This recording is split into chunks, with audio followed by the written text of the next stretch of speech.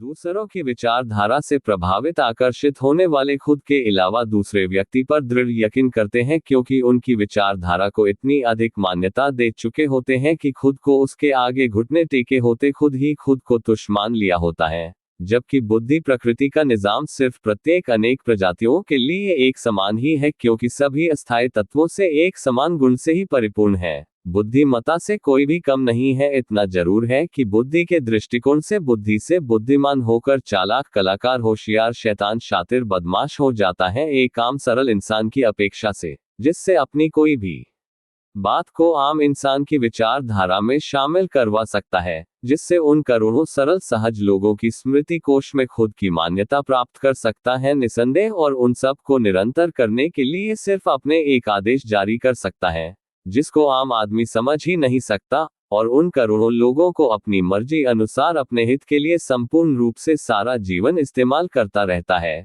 और उन करोड़ों लोगों को अपने षड्यंत्रों के बिछाए जाल की भनक तक भी नहीं लगने देता, और सिर्फ एक बुद्धि के दृष्टिकोण से बुद्धि से बुद्धिमान होकर करोड़ों लोगों को प्रभावित आकर्षित कर अपनी मर्जी से इच्छा आपूर्ति में ही व्यस्त रहता है, उनका निर्देशक बनकर इसलिए खुद का साम्राज्य स्थापित कर लेता है कुछ ही समय के भीतर। तब उनमें से कोई भी वो बात करे जो उसको पसंद न आए तो अपने प्रवचनों में करोड़ों लोगों के समक्ष उसके ऊपर लाखों आरोप दंडित कर, अपमानित कर, निष्कासित कर दिया जाता है कि और कोई दूसरा ऐसी गुस्ताखी न कर सके, जबकि उस गुस्ताख का दिन रात का तन मन धन से पूरा सहयोग था, जो संगत की ही संपत्ति कहते हैं। तब वो क्यों नहीं सोचते समझते कि इतनी सेवा एक पल में कैसे नष्ट हो गई। जब हम किसी मजदूर की एक दिन की मेहनत की मजदूरी नहीं देते तो उस मजदूर के दिल में क्या होता होगा, इन काफिर धर्म मजहब संगठन के दलालों ठेकेदार के पास ये सब करने का प्रमाण पत्र किस कुत्ते ने दे दिया है, जबकि वो खुद को भी नहीं समझे, न ही खुद के स्थायी परिचय से परिचित है, न ही खुद से ही निष्पक्ष हुए हैं। जो करोड़ों सरल सहज लोगों को उपदेश देते हैं सच बोलना, किसी का हक नहीं खाना, यद कि खुद करोड़ों सरल सहज लोगों का हक लेकर अपनी इच्छा आपूर्ति हेतु ही इस्तेमाल कर रहे हैं। करोड़ों रुपए में से लाख रुपए का लंगर लगाकर उन्हीं को खला देने को परमार्थ कहते हैं क्या?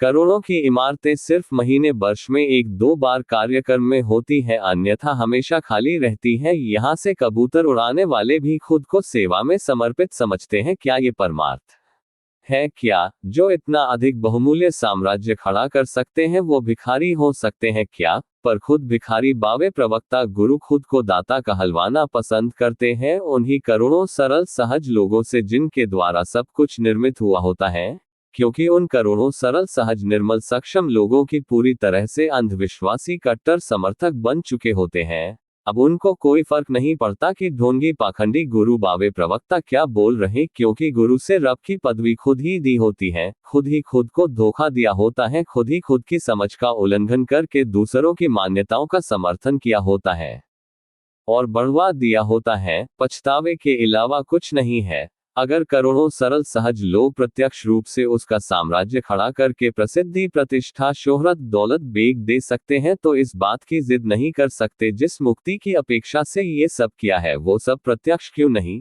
उन्होंने भी वो सब जीवित ही संभव कर दिया जो सामान्य व्यक्ति के लिए जीवित संभव नहीं है। फिर रब मुक्ति जीवित ही प्रत्यक्ष संभव क्यों नहीं? ऐसा हो ही नहीं सकता। इसके संरक्षण के लिए लाखों काल्पनिक, लाखों कहानियां गढ़ने में माहिर कई कहानियां सुना देंगे।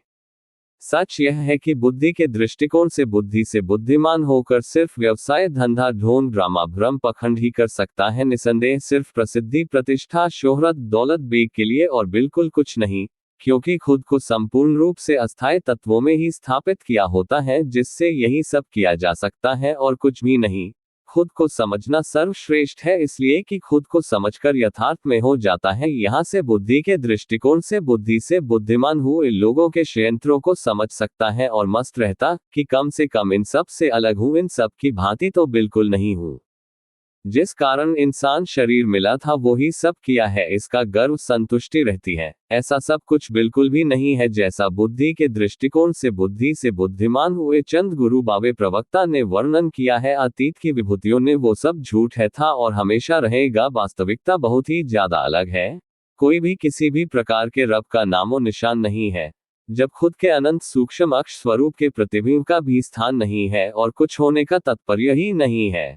सिर्फ खुद के स्थायी परिचय के साथ अनंत सूक्ष्म गहराई स्थायी ठहराव में मौजूद हूँ। यही सिर्फ यथार्थ में हमेशा हूँ जीवित ही संभव है, जो बुद्धि के दृष्टिकोण से बुद्धि से बुद्धिमान होकर नहीं, खुद ही खुद की बुद्धि का अस्तित्व खत्म करने के पश्चात ही संभव है।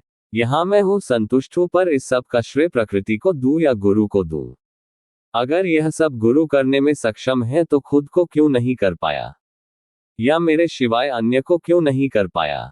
मुझको कभी भी नहीं अपनाया, हमेशा जिद का डांटा फटकारा ही है, आज तक कभी प्रेम से पुकारा भी नहीं है। तो अचानक समस्त सृष्टि की सर्वश्रेष्ठ उपलब्धि होने या मिलने का तात्पर्य क्या है? जबकि मेरा इसमें किसी भी प्रकार से हस्तक्षेप संयोग ही नहीं है, कुछ ऐसा किया ही नहीं, लगता ही नहीं कुछ किया है। जबकि 20 लाख सरल सहज लोगों ने मुझसे लाखों गुना अधिक हर तरीके से संयोग योगदान दिया है, जो तन मन धन से हैं, जिनको मैं खुद ही अंधविश्वासी कट्टर भेड़ों की भीड़ बोलकर बोलता हूँ, उन बेचारों को तो सिर्फ लूटा ही गया है एक धोखे से बुद्धिमान होकर। वो सब मेरी उपलब्धि से ही अपरिचित है, क्योंकि उनका प्रवक्ता ही खुद के ही परिचय से अपरिचित है, खुद को ही नहीं समझा, खुद से ही निष्पक्ष नहीं हुआ, जिस कारण वो भी सिर्फ अस्थायी तत्वों में ही संतुष्टि ढूंढने में लगा हुआ है, जो प्रसिद्धि प्रतिष्ठा शोहरत दौलत बेग में उलझे हुए हैं, जबकि ढूंढने के लिए बिल्कुल कुछ है ही नहीं, क्योंकि कभी भी किसी का किसी भी काल युग में घूम ही नहीं हुआ, हमेशा वहाँ ही है, यहाँ से थोड़ा भी परे हो ही नहीं सकता। यहाँ पर अस्थायी तत्व गुण समय काल भी नहीं है। ये सब भ्रमित होना सिर्फ बुद्धि के दृष्टिकोण से बुद्धि से बुद्धिमान होकर ही संभव है, जो सब कुछ एक भ्रम सपना है, जो मृत्यु के साथ ही खत्म हो जाता है, जो एक को अनेकता में प्रतिदर्शित करवाता है। यथार्थ में दूसरा कुछ है ही नहीं। दूसरों की विचारधारा से प्रभावित आकर्षित होने वाले खुद के अलावा दूसरे व्यक्ति पर दृढ़